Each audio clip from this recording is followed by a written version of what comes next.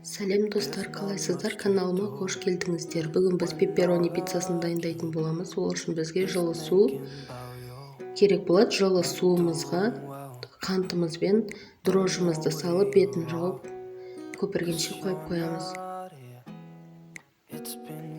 Енді қойып қойған ашытқымызды ұнымыздың үстіне құйып, үстіне зәйтүн майын құямыз, және де тұзымызды салып, жұмсақ қамыр елеп, оны мешогымызға салып, жарты сағатқа тұндырып қоямыз.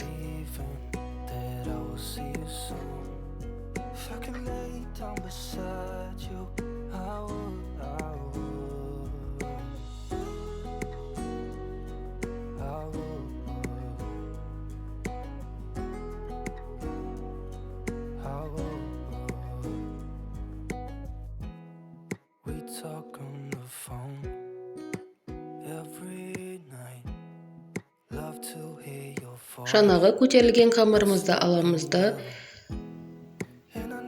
енді оны бірдей бөлікке бөлеміз, және үстіне зәйтүн майын құйып,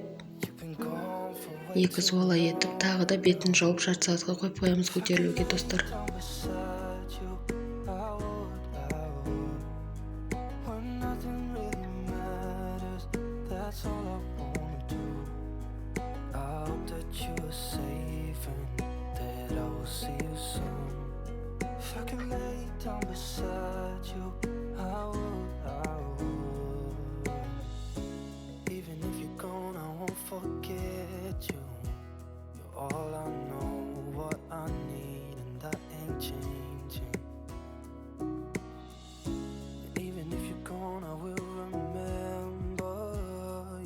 Енді көтерілген қамырымызды алып, оны 28-30 диаметрде жайып аламыз.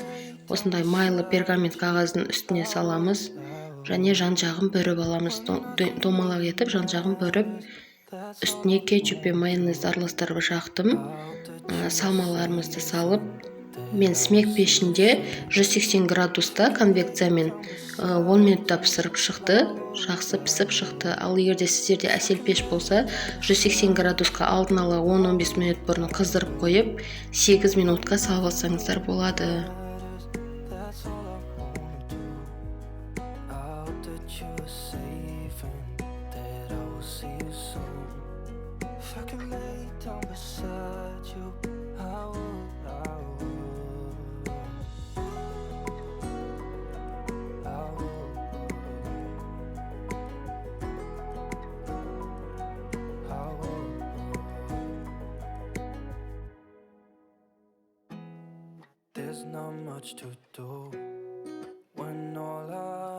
Осымен біздің пиццамыз дайын болды.